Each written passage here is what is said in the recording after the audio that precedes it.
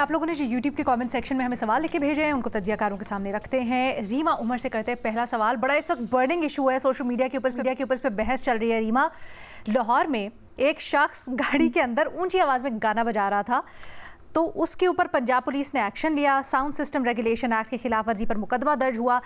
बहस ये हो रही है कि क्या ये एक्शन लेना चाहिए था पुलिस को, क्या ये वाकई में खिलाफ वर्जी थी, या आपको लगता है कि ज़रूरत से ज़्यादा सख्ती है और वार्निंग देके छोड़ा जा सकता था? अच्छा अलीना, जब मैंने भी ये वाकया सुना पहले तो मैंने बिलीव नहीं किया, क्योंकि अक्सर हम सुनते हैं गाड़ियों में म्यूजिक लगा होता है ऊंचा, जो बाकी गाड़ी वालों को भी और जो सड़क पे चल रहे होते हैं उन्हें भी सुनाई देता है। और पर्सनली मुझे तो अच्छा लगता है, अच्छा एक माहौल बनता है इन गानों से। मुझे ऐसा लगता है। लेकिन जब मैंने ये सुना तो उस शख्स ने भी कहा कि मेरी हॉबी है, मैं ऊंचे गाने चलाता हूँ, तो मैंने काफी हमदर्दी मुझे उनसे हुई, क्योंकि मैं भी उनकी जगह पे हो सकती थी। लेकिन ये एक संजीदा बात भी है कि पंजाब में एक कानून है, मैं पढ़ के एग्जैक्टली उसके वर्ड्स बता देती हूँ। वो है Punjab sound systems regulation act. उसमें ये कहा गया है कि it shall be unlawful for any person to use a sound system which generates any loud, unnecessary or unusual noise which annoys, disturbs, endangers the comfort, health, peace and safety of persons. तो अब ये तो कह सकते हैं कि बहुत ऊंचा अगर किसी ने गाड़ी में म्यूजिक चलाया हो तो इर्द गिर्द जो लोग हैं उनका पीस डिस्टर्ब होता है या वो अनॉय होते हैं, हो सकते हैं। लेकिन मेरा ख्याल है इस तरह के जो कवानीन हैं उन्हें बहुत एक्सेप्शनल केसेस के लिए इस्तेमाल करना चाहिए। मुझे नहीं लगता जब असेंबली जो है ये कानून पास कर रही थी, उनके जहन में गाड़ी में अगर कोई ड्राइव कर रहा है, ऊंची आवाज़ में म्यूजिक चलाया हुआ है, उसके खिलाफ इस्तेमाल करना उनके जहन में था। ये याद रखिए, ये क्रिमिनल ऑफेंस है, आपको 6 महीने तक की सजा हो सकती है। तो मेरी नज़र में, और यहाँ पे जो FIR है, जो कंप्लेनेंट है वो पुलिस वाले ही हैं जो कह रहे थे हमने एक मेरा ख्याल है चौकी पे हमने किसी और चीज़ के लिए वहाँ मौजूद थे, हमने सुना म्यूजिक ऊंचा था इसलिए हमने ये FIR काट दी। तो मुझे लगता है ये एक्सेसिव है, ये डिसप्रोपोर्शनेट है। आप वार्निंग दे सकते थे, आप कह सकते थे कि ये म्यूजिक ऊंचा है, इससे थोड़ा कम आवाज में चला लें, क्योंकि मकसद जो इस एक्ट का है मेरा नहीं ख्याल वो गाड़ी में म्यूजिक सुनने वाले लोगों को जेल में भेजना है। तो ये एक्सेसिव है, लेकिन ऑफ कोर्स कानूनी जवाब मौजूद है इसका। लेकिन मैं फिर से कहूँगी, जस्ट बिकॉज कानून मौजूद है इसका मतलब ये नहीं है पुलिस पे पाबंदी है कि जब भी उन्हें लगे कोई म्यूजिक ऊंचा है तो उन्होंने FIR ही काटनी है। उसको आपको अपना इस्तेमाल करना चाहिए, ड्यू डिलिजेंस, थोड़ा सा देखना चाहिए कि पब्लिक इंटरेस्ट में है या नहीं वो FIR। अच्छा, वैसे रीमा अक्सर ये भी होता है ना कि माहौल की जो आप बात कर रही थी ना, लड़के ऊंचे गाने लगा के छेड़ाछाड़ी करते हैं, तो वो उसके लिए फिर छेड़ाछाड़ी प्रॉब्लम है। छेड़ाछाड़ी एक पीनल ऑफेंस है हमारे पीनल कोड के अंदर, उसको इस्तेमाल किया जाए बल्कि, ताकि हमारी जो पब्लिक स्पेसेस हैं वो खासतौर पे खवातीन के लिए, लड़कियों के लिए महफूज हों। लेकिन अगर कोई शख्स बारिश एंजॉय कर रहा है मैडम के गाने लगा के उसको सजा ना दे, मौसम एंजॉय करने दिया जाए, वार्निंग के साथ छोड़ दिया जाए। ठीक है जी उमर साहब, बहुत शुक्रिया। आगे बढ़ते हैं जी। उमर चीमा साहब, आपसे सवाल हो रहा है कि राना सनाउल्लाह ने पंजाब से सेनेट का इलेक्शन जीत लिया है, उनको क्या कोई कलमदान मिलने की भी खबरें हैं, और वो कौन सा कलमदान हो सकता है? कोई आपके पास अंदर की खबर आपके फॉलोअर समझ रहे हैं? चीमा साहब है क्या? देखिए, राना साहब एक तो अंदर के आदमी हैं, वो एक PMLN के प्रेसिडेंट भी हैं पंजाब के, तो मेरे ख्याल शरीफ खानदान के बाहर जो शरीफ खानदान के लिए सबसे काबिल एतमाद आदमी है उनके लिए, जो वो तो राना साहब ही। तो उस लिहाज से उनको कोई अच्छी पोजीशन ही दी जाएगी। एक जो उनके लिए वैसे उनके एक टेम्परामेंट को ज़हन में रख के जो एक लोग अंदाजा लगाते हैं वो तो वज़ारत दाखिला है, लेकिन उधर मोहसिन नकवी साहब जो है वो मौजूद हैं, तो उस लिहाज से हो सकता है कि कोई और उनको दी जाए। लेकिन ये है कि वो जो भी जिस जगह पर भी जाएंगे उनके पास कोई अहम ओहदा उनको दिया जाए। यानी आप समझ रहे हैं कि कोई उनको ओहदा मिलने का या कोई वजारत मिलने का इस वक्त कभी इम्कान है? वो कभी तो इसी से अंदाजा लगाएंगे, जब वो सेनेटर अभी नहीं भी बनी तो तब भी उनको एडवाइजर बनाया हुआ था, तो वो इसलिए बनाया था कि उनको वजीर नहीं बना सकते थे।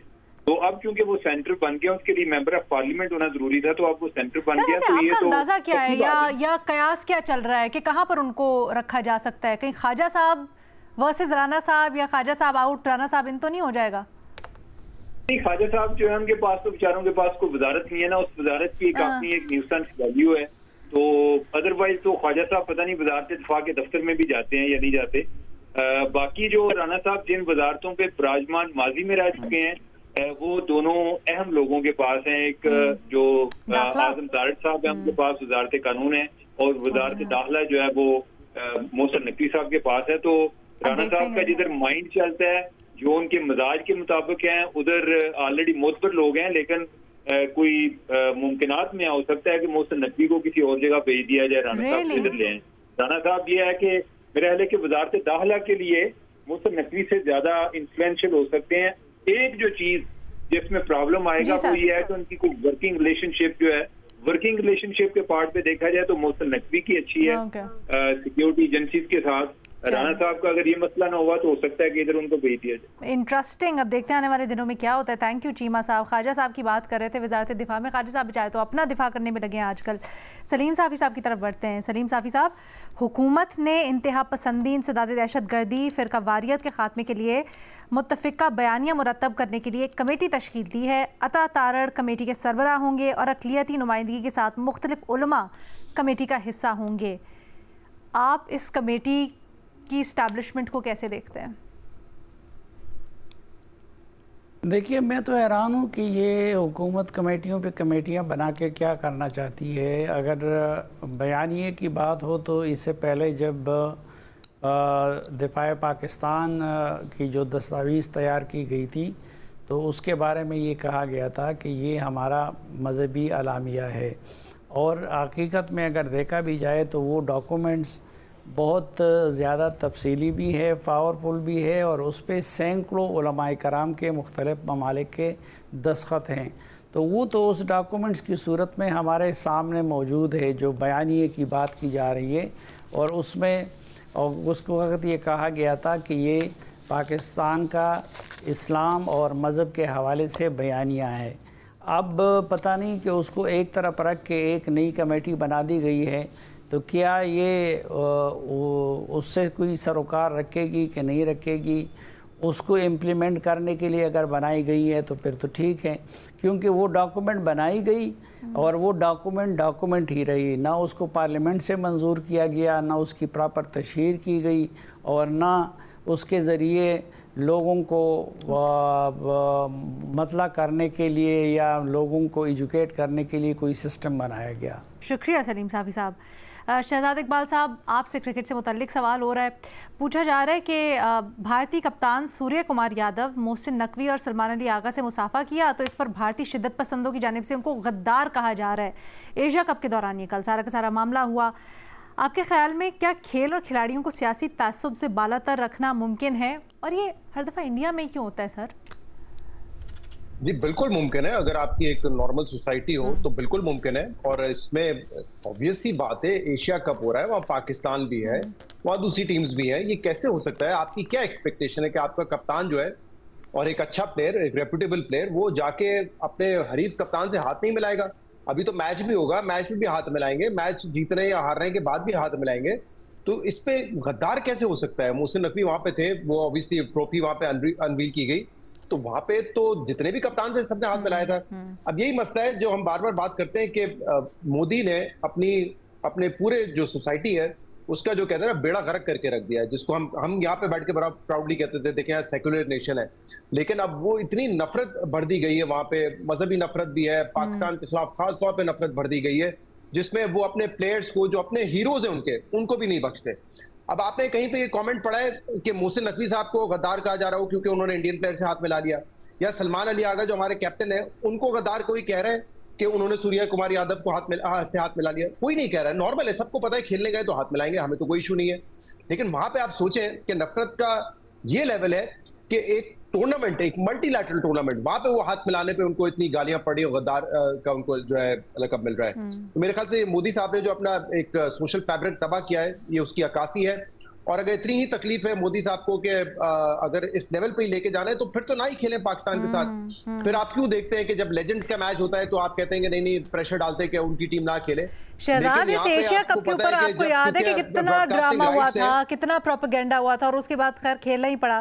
सो आई थिंक यहाँ देखें ना, यहाँ ब्रॉडकास्टिंग राइट्स का इशू है ना। अब इंडिया की भी जो एक सो कॉल्ड ईगो है उसकी एक कीमत है। हाँ। और कीमत है ब्रॉडकास्टिंग राइट्स। इतना अमीर मुल्क होने के बाद भी, इतना अमीर क्रिकेट बोर्ड होने के बावजूद वो चंद अरब रुपए की कुर्बानी दे दें, ना खेले पाकिस्तान से, अगर इतना ही आपको शौक है। तो मेरे ख्याल से तो वैसे सेंस शुड प्रिवेल। उनको जो है उनकी लीडरशिप को अपने एक पैगाम देना चाहिए कि क्रिकेटर्स उनके हीरो हैं, हमारे तो नहीं, उनके हीरोज हैं। हमें भी अच्छा लगता है, चले प्लेयर्स उनके खेलते हैं अच्छा तो, लेकिन उनके हीरोज हैं, कम से कम ये तो रिस्पेक्ट दें। तो मेरे ख्याल से सेंस बिल्कुल प्रिवेल नहीं कर रहा, और उन्होंने जिस इंतहा पे लेके गए अपनी सोसाइटी को, उसकी हम मैनिफेस्टेशन देख रहे हैं। सवाल ये था ना कि खेल और खिलाड़ियों को सियासत से बालातर रखना मुमकिन है, तो एक्चुअली मुख्तसरन खेल और खिलाड़ी तो होते ही सियासत और हर किस्म के तासुब से बालातर हैं। स्पोर्ट्समैन स्पिरिट यही तो कहते हैं, जो मर्जी हो जाए, जिस तरह हो जाए, खेल में ना कोई चीज़ बाहर आएगी, और अगर आप हार गए, जीत गए, ये सब कुछ होता है, it's part of the game, उसके बाद भी लाइफ गोज ऑन।